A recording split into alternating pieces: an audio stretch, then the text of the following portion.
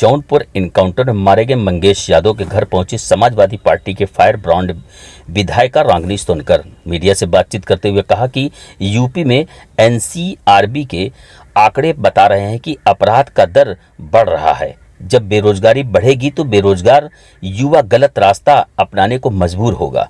बड़े बड़े चोर गुंडे माफिया हैं, उन्हें सत्ता और सरकार का संरक्षण प्राप्त है। उनके नेताओं के साथ बगल में बैठकर खाना खा रहे हैं और गरीबों को गलत धाराओं में गैंगस्टर लगाकर उन्हें प्रताड़ित किया जा रहा है।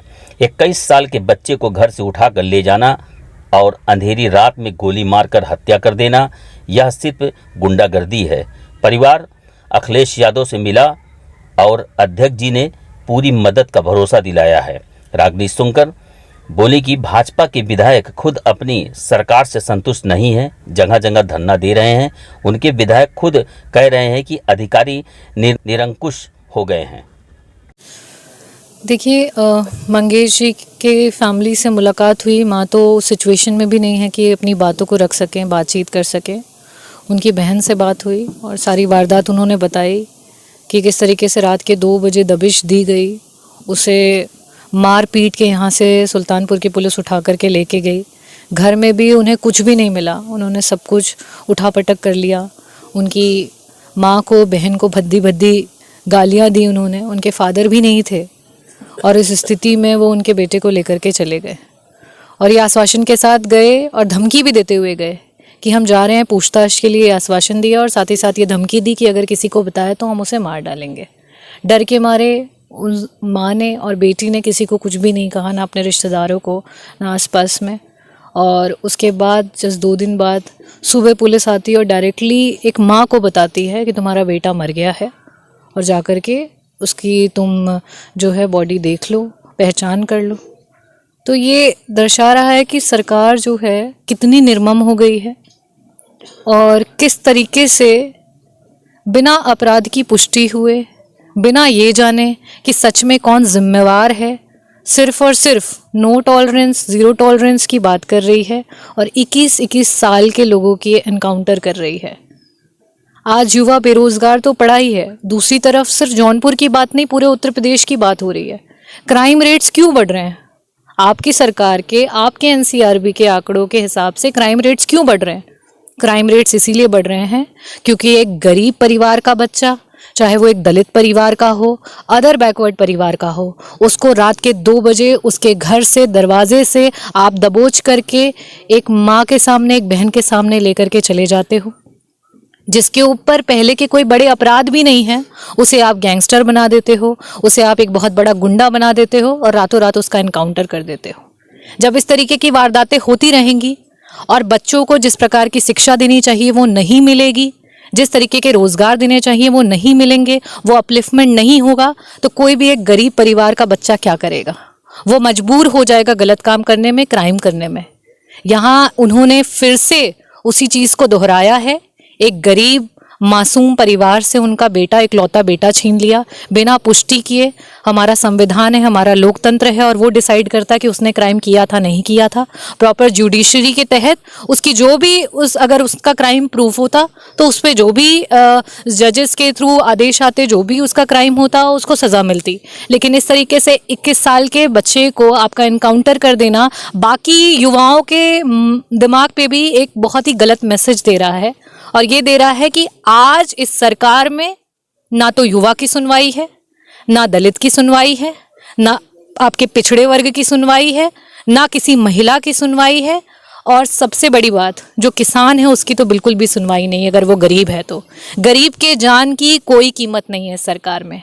आज समाज में बहुत बड़े बड़े खूंखार अपराधी हैं, चाहे रेपिस्ट कहें, चाहे हत्यारा कहें, समाज में घूम रहे हैं। बट एक चोर को कहें, तथा कथित चोर को इस तरह से मौत के घाट उतार दिया जाता है, इस पे आप क्या कहेंगे? मैं सिर्फ ये कहना चाहती हूँ कि जो बड़े बड़े चोर हैं, माफिया हैं, गुंडे हैं, उनको सरकार का और सत्ता का जो है संरक्षण मिला हुआ है। वो उनके बगल में बैठ करके उनके साथ खाना खा रहे हैं और जो हमारे गरीब तबके के लोग हैं उन्हें गलत धाराओं में गैंगस्टर बना करके अंधेरी रात में ले जा करके एनकाउंटर किया जा रहा है। जो प्रशासन की तरफ से मैम सीसी फुटेज वायरल किया गया है, उसमें बताया जा रहा है कि मंगेश ही देखिए, मेरा ये कहना है कि अगर मंगेश था तो मंगेश अपने घर के, आप उसको पकड़ भी चुके थे, उसको ले जा चुके थे। 2 तारीख को आप उसको पकड़ लिए थे, तो उसके बाद 5 तारीख को उसे मारने की क्या ज़रूरत थी? जो हमारा लोकतंत्र है, जो हमारी जुडिशरी है, उसके हिसाब से उसका निर्णय होता। जो हमारे संविधान के तहत सही होता, उस पर निर्णय होता कि एक अगर 21 साल के बच्चे ने कुछ गलत किया है, चाहे वो चोरी की है या जो भी किया है, तो उस पर वो हमारे लोकतंत्र के थ्रू निर्णय होता। गोली मारना, इस तरीके से अंधेरी रात में उसको मार डालना, ये क्या दर्शाता है? ये सिर्फ और सिर्फ गुंडागर्दी दर्शाती है। आज जो रक्षक हैं वही भक्षक बन चुके हैं। अभी तक पोस्टमार्टम रिपोर्ट भी परिजनों को नहीं सौंपा गया है, तो क्या लगता है क्यों हिलावाली कर रही है पुलिस? क्योंकि सरकार उसमें मैनिपुलेशंस कर सके, क्योंकि उसे मैनिपुलेट करना चाहते हैं। अगर वो शो करेंगे कि एनकाउंटर में वो भाग रहा था, तो ज़्यादा उसके पैर में गोली मारनी चाहिए थी। सर पे 2 गोलियां उनके फादर बता रहे हैं, उसके अलावा बॉडी में टोटल 6 गोलियां लगी हैं, तो उसका कारण उन्हें पुष्टि भी तो देनी पड़ेगी कि उन्होंने क्यों इतनी गोलियां चलाई। तो इसी वजह से वो पोस्टमार्टम जो रिपोर्ट्स हैं उसमें वो डिले कर रहे हैं। मैम, ये कैसे लगता है इन लोगों को कि जैसे यहाँ से उठा के ले गए, फिर उनके दिखा रहे हैं बंदूक मिला, गाड़ी भी मिली, ये सब कैसे? गाड़ी चोरी की है, वो भी कादीपुर की है गाड़ी, जो जिस गाड़ी से मंगेश भाग रहे थे। कैसा लग रहा पूरा षड्यंत्र इन लोगों का? एक तो देखिए, प्राकृतिक होता है। आपके सवाल स्वयं उस चीज़ को बता रहे हैं कि आप लोग भी इस बात से कहीं से भी संतुष्ट नहीं हैं कि वो जो भी बता रहे हैं वो सच है। और साथ ही साथ जनता, इर्द गिर्द ग्राम सभा के लोग जिनसे भी बातचीत हुई है, सब ये बता रहे हैं कि ऐसा पॉसिबल नहीं है। जितनी बड़ी वारदात को इन्होंने दिखाया, जो घटनाओं को दिखाया, और 21 साल की उम्र के लड़के के अनुसार उनके फादर ने भी वो पुष्टि करी कि वो उनको लेकर के गुजरात में थे, उनके साथ था उनका बच्चा। उसके बाद अभी कुछ महीनों पहले आया है, और अचानक से इतनी बड़ी घटना को अंजाम दे देना। क्या लगता है कि लोकसभा चुनाव का हार का ठुकरा फोड़ रहे हैं लोगों पर? देखिए, लोकसभा चुनाव से पहले भी ऐसी चीज़ें हुई हैं बहुत सारे परिवारों से, क्योंकि वो गरीब परिवार है, उसकी आवाज़ नहीं उठ पाई, उसकी जो आवाज़ थी रोने की वो हमारे कानों तक नहीं पहुंच पाई। लेकिन ऐसे आए दिन वारदात हो रहे हैं कि कर्म कोई और कर रहा है और भुगत कोई और रहा है। बहुत सी ऐसी जगह हैं जहाँ पे जो असली गुनहगार हैं वो सत्ता शासन से मिले हुए हैं और उनको किसी ना किसी तरीके से वो तृप्त कर रहे हैं, और उनके नाम पे कोई गरीब परिवार का बच्चा जो है वो गोली खा रहा है और उसकी मृत्यु हो रही है। उस नाम में एक अरविंद यादव जी को गिरफ्तार किया गया है, और आजमगढ़ के हैं वो, और उनको भी ऐसे किया गया, गिरफ्तार कर लिए, फिर उसके बाद उनको छोड़ दिए कहीं पे, फिर वहाँ पकड़े जाते हैं। पूरा एक षड्यंत्र किया जाता है। तो क्या आशा करें, उनकी हताहत क्या करेंगे लोग? देखिए, मेरा ये कहना है कि आज पुलिस विभाग सबसे करप्ट विभाग है, और जिस देश का प्रधानमंत्री और मुख्यमंत्री ये अगर निर्णय ले ले कि करप्शन हटाना है और अपना पुलिस विभाग स्ट्रॉन्ग करना है, तो कोई माई का लाल उन्हें रोक नहीं सकता है। तो कहीं ना कहीं, चाहे वो सेंट्रल की सरकार हो या प्रदेश की सरकार हो, वो स्वयं इन चीज़ों को होने दे रही है। इस वजह से ये चीज़ें हो रही हैं। आज थानों पे इतनी दलालियाँ हैं, आज गलत तरीके से एनकाउंटर्स हो रहे हैं, महिलाओं के तरफ गलत व्यवहार हो रहे हैं, FIR जो सही हैं वो लिखे नहीं जा रहे हैं, गलत धाराएं लगाई जा रही हैं। उसमें कहीं ना कहीं दोनों तरफ से, चाहे वो अपने हमारे देश के आपके PM रहें या फिर मुख्यमंत्री हों, दोनों लोगों का संरक्षण है। इसी वजह से इस तरीके की चीज़ें हो रही हैं। अखिलेश यादव जी शुरू से कह रहे हैं कि जाति देख करके इनकाउंटर किया गया। बिल्कुल, अगर वो दलित समाज का है, वो पिछड़े समाज का है, उसका इनकाउंटर हो जाएगा। लेकिन वो अगर किसी अन्य जाति का है तो उसमें ये सारी चीज़ें नहीं आपको देखने को मिलेंगी। आप न्यूज़ देखिए, आप लोग तो न्यूज़ रिपोर्टर्स हैं, देखिए पिछली वारदातें जितनी हुई हैं उसमें आप जाति के अनुसार देख लीजिए कि किस समाज के लोग हैं जिनको गोलियां मारी जा रही हैं, जिन्हें बिना किसी प्रूफ के घोषित कर दिया जा रहा है कि ये क्रिमिनल होगा, ये चोर होगा, ये रेपिस्ट होगा, ये मर्डरर होगा। बिना किसी सबूत के आप उनको घोषित करके उन्हें मार डाल रहे हैं। योगी जी कह रहे हैं कि अपराधी है तो फिर मुठभेड़ होगी तो इनकाउंटर। नहीं, मेरा ये कहना है कि प्रूफ करने की भी तो ज़रूरत होती है। अगर आप कोर्ट को नहीं मानते, आप प्रूफ को नहीं मानते, आप न्यायालय को नहीं मानते, तो फिर आप एनकाउंटर करते रहिए, सबका एनकाउंटर करते रहिए। और अगर आप चाहते हैं कि देश में लोकतंत्र जिंदा रहे, तो अगर इस तरीके की कोई भी चीज़ें हो रही हैं तो उसकी पहले पुष्टि होनी चाहिए। वो उसमें लिप्त था या नहीं था, उसके प्रॉपर रिकॉर्ड होने चाहिए और न्यायालय में जाना चाहिए, और जज डिसाइड करेंगे कि उन्हें क्या होगा। अगर उन्हें फांसी भी होनी है तो वो जज डिसाइड करेंगे। आप उन्हें गोली मारने का आपको अधिकार नहीं है। कल परिजनों ने मुलाकात की अखिलेश यादव जी से, क्या कुछ परिजनों ने बताया, क्या और क्या कुछ आपको जानकारी मिली? अखिलेश जी किस तरह से परिवार की मदद करने को?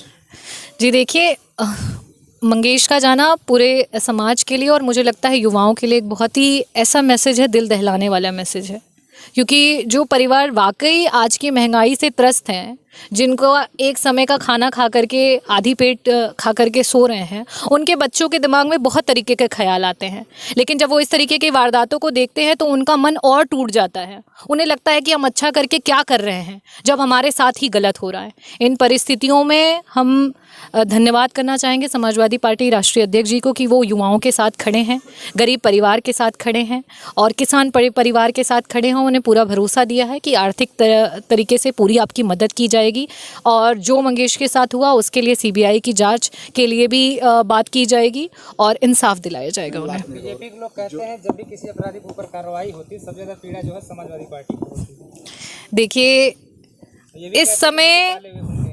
इस समय अगर सबसे ज़्यादा पीड़ा किसी को है तो वो बीजेपी के सारे विधायकों को है और ये सबके सामने है, क्योंकि आज सबसे ज़्यादा अगर दिक्कत किसी को है तो मुख्यमंत्री जी से सबसे ज़्यादा दिक्कत खुद उनकी पार्टी के विधायकों को है।